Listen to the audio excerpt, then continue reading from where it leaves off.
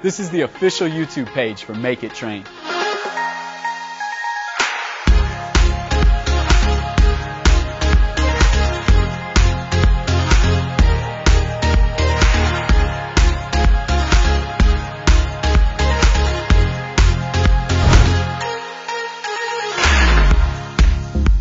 What's up, YouTube world? This is John from Make It Train. I would like to welcome you to the first official lifestyle and education vlog.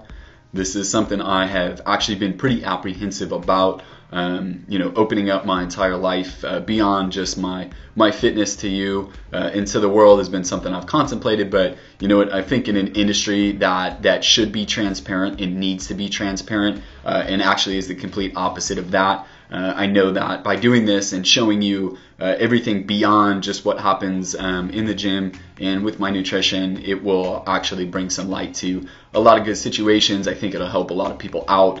So I'm going to do my best to open up the doors, expose everything, be transparent with you all. Any topics that you want to learn about, anything that you have questions on, definitely drop some comments, drop some emails, whatever it may be. Let me know. I want to touch upon all these topics. So before we jump into this vlog itself, I think it's probably appropriate to give you a little bit of a background on my company and myself, which will kind of make sense with things going forward. So my business, I'm the owner and creator of Make It Train. You can find us on the web at makeittrain.com. And what we do is we specialize in creating fully customized lifestyle, nutrition, and training plans for individuals of all fitness levels. We do this through online platform, on-site platform. We have gym space in Lombard. We also do some corporate education and training. So really the goal of the business and my own personal goal is to help and impact as many lives as I can through lifestyle modification, which includes nutrition and training.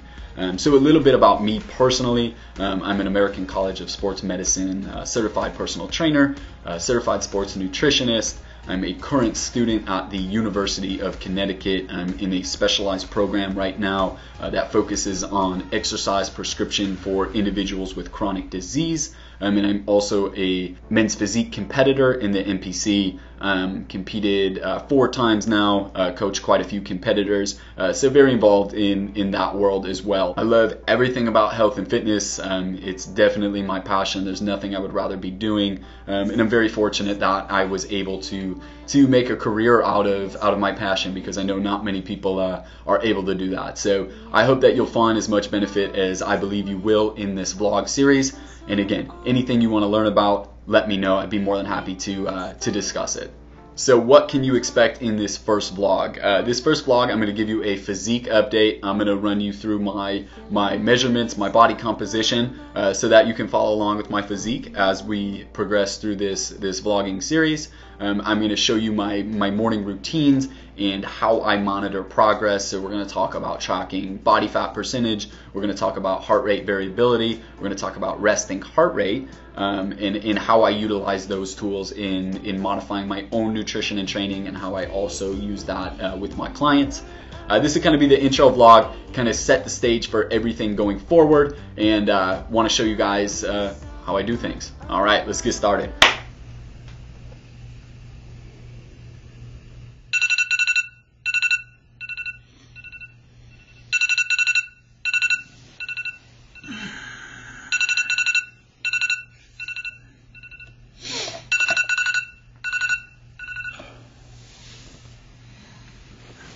Just woke up. Apologize for the bed head. This is what the morning hair looks like. So what I'm going to do is I'm going to take you through what I do every single morning. This is my morning routine, and this is also how I track progress. So I'm going to show it to you. Then I'm going to grab some coffee so I can actually explain it to you properly. So let me show you how the mornings work. Let's do it.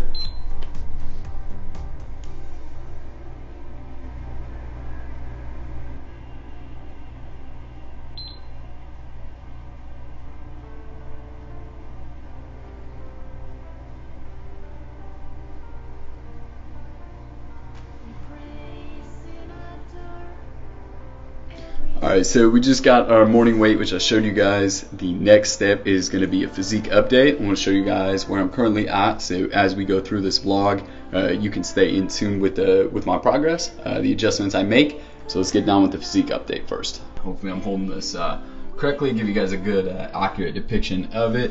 This is what we look like morning weight upon waking. About 160 to 162 pounds is where I will kind of fluctuate from morning weight. A little bit watery in the lower mid. Try to get a shot of the legs here without falling. I do train legs as well, just so you know, even though I'm not a bodybuilder. Train legs twice a week. Alright, so that's a physique update. We'll track it as we go. As you can see, I've got my heart rate monitor hooked up. I've got the Polar H10 going right now. This is the final component of what I do every single morning upon waking. What I'm going to do is actually sync with an app called Elite HRV. Right there for you. And I'm going to check what's called my morning readiness and my heart rate variability. So what I'm going to do is I'm just going to stand up. It's going to take 2 minutes. I'm going to check this reading.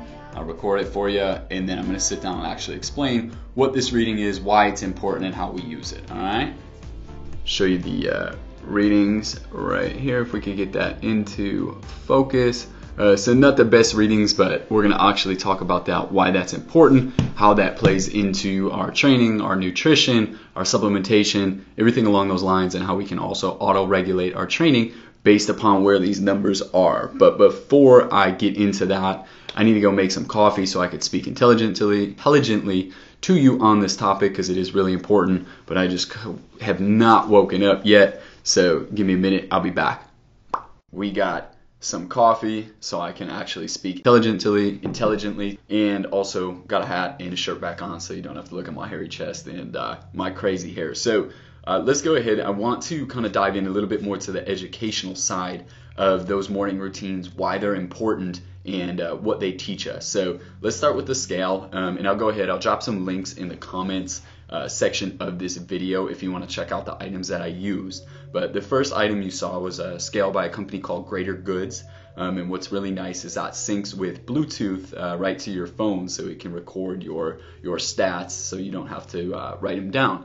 But what I really want to talk about outside of just morning weight, which is obviously a metric that I have my clients use to monitor progress, one of the more important ones would be body fat percentage.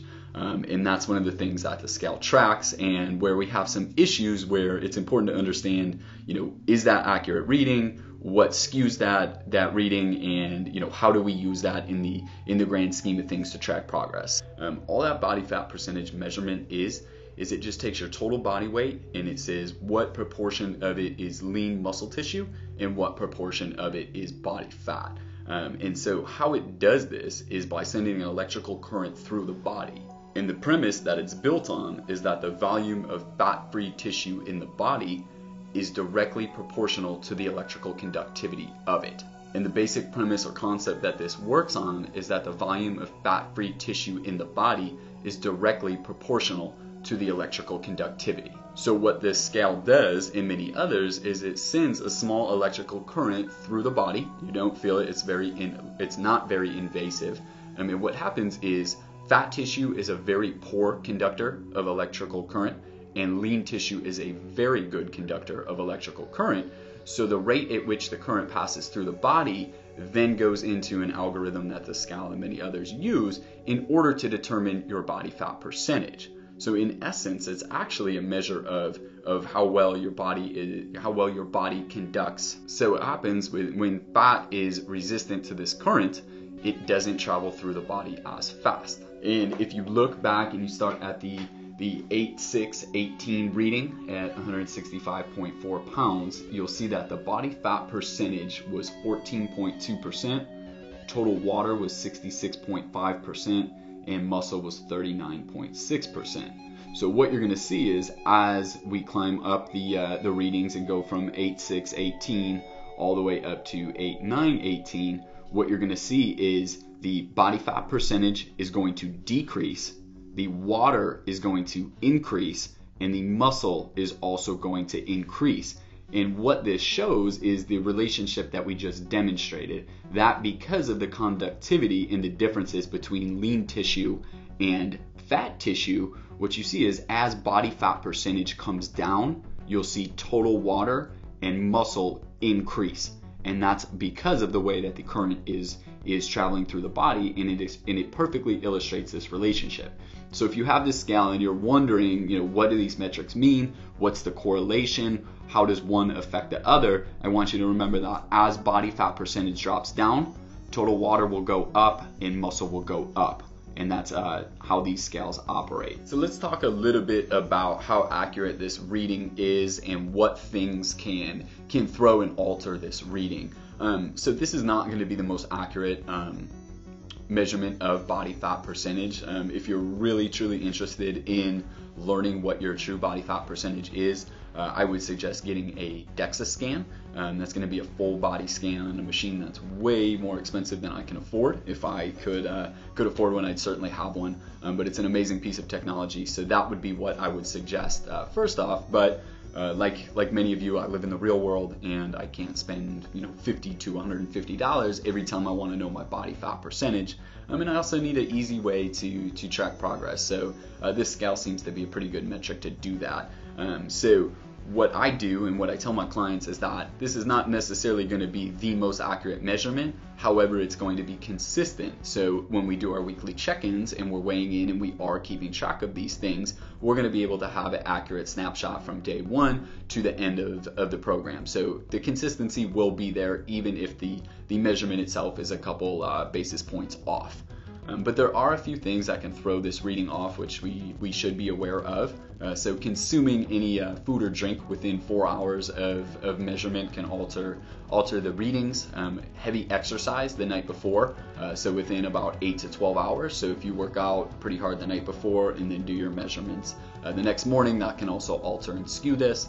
Alcohol consumption is another thing that can skew the data. Up to about 48 hours within testing can alter it. So these are all things that you need to kind of be aware of, take into consideration. And again, these are just a couple of the metrics that we use. These are not the end all be alls that we use to track progress. But this is something that is in my daily routine. I do it daily. I have my clients do it weekly. I think there's definitely some potential disadvantages that come with measuring every single day. You start to kind of develop that obsession, and it becomes unhealthy at that point. But it is a really good tool to measure progress. One of the tools that I use. So just wanted to give you guys a overview about how to fully understand those measurements, what things can throw them off. So let's switch gears and let's talk about the other morning routine that I use to track progress that I encourage all of my clients to use. So what you saw me do in that video was hook up a heart rate monitor. I use the Polar H10. I think it's pretty affordable. Get some very accurate, very good readings. So that would be my suggestion. I will again drop that in the comments. And what I do is I hook that up every morning. I take a 2-minute reading.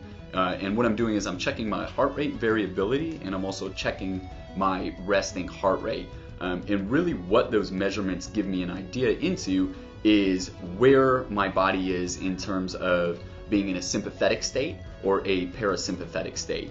And that all goes back to the autonomic nervous system, which is what controls our body's involuntary responses. So things like digestion, and things that we don't necessarily actively control. They're involuntary.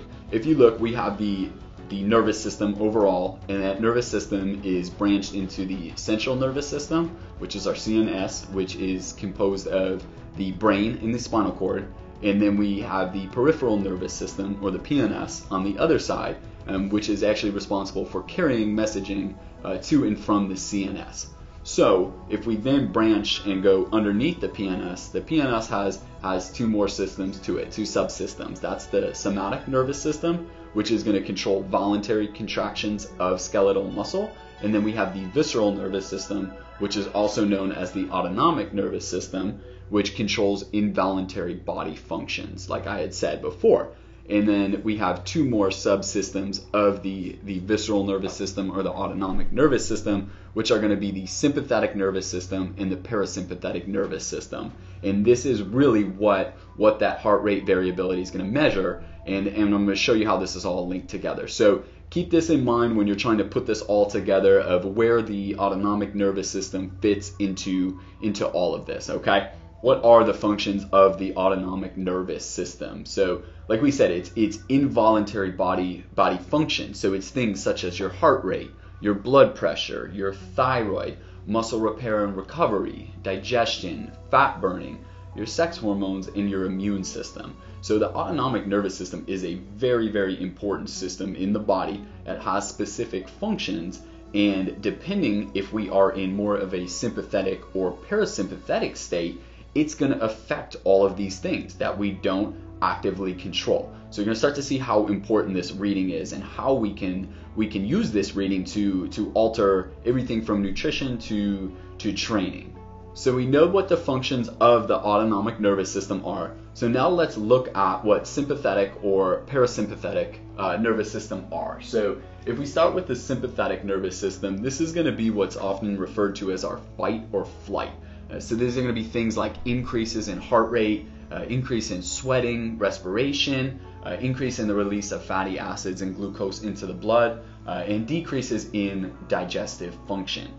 So we've got the sympathetic nervous system, which is on one side, and then we've got the parasympathetic nervous system. And now the parasympathetic nervous system is going to be more of what's referred to as our rest and digest. So in the parasympathetic nervous system, this is going to be things like increasing digestion and nutrient absorption, muscle recovery, muscle repair, fat burning, libido, and reproductive health.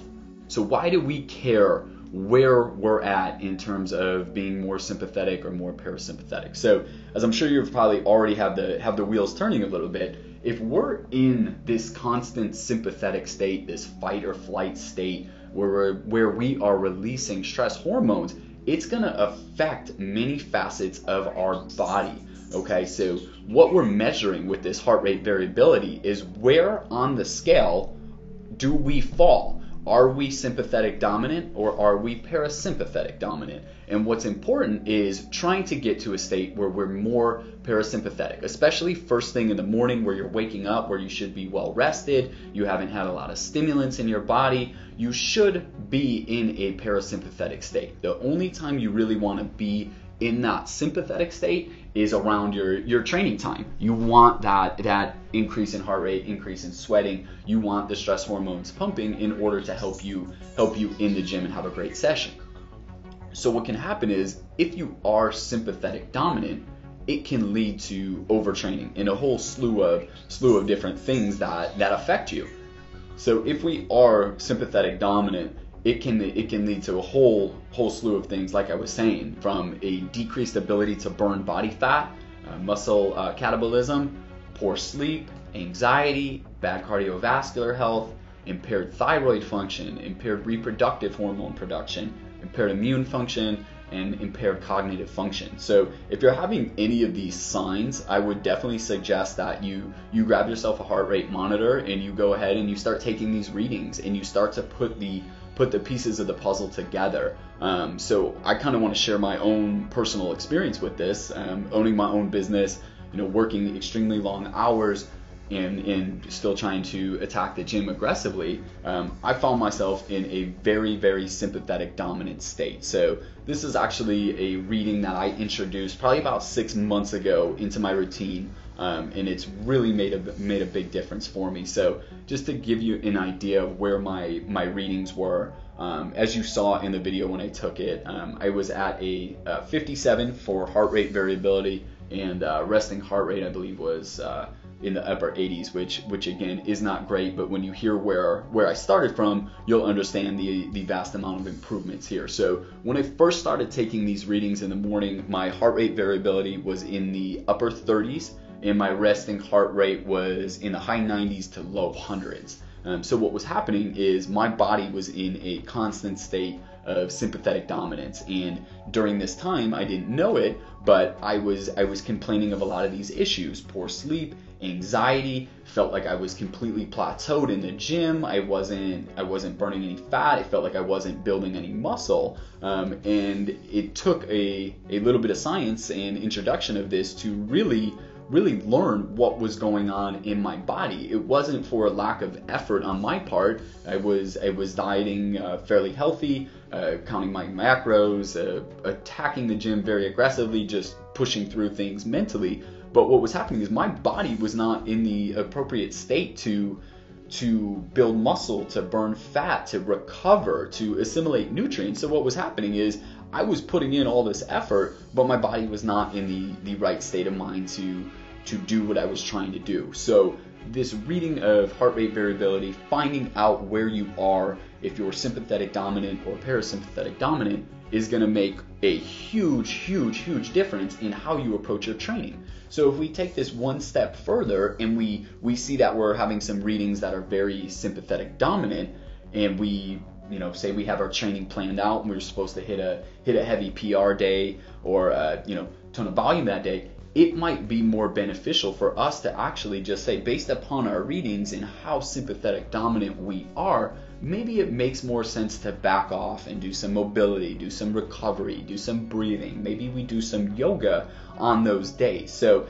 this metric is extremely helpful. If you're not tracking heart rate variability, I would absolutely suggest that you introduce it. I think it provides some amazing insight into what state of mind your body's in and how you can actually auto-regulate some of your training based upon these readings. Alright, so you guys have seen my morning routines and now gotten a little bit of a better understanding of why I do that every morning, what things I'm looking at, and how that helps me track not only my own progress and make adjustments, but also integrates within my online clients and my on-site clients. So very useful tools that we use to figure out exactly where the body is and how we can make strategic adjustments just beyond the cues that our body's telling us and what we see in the mirror.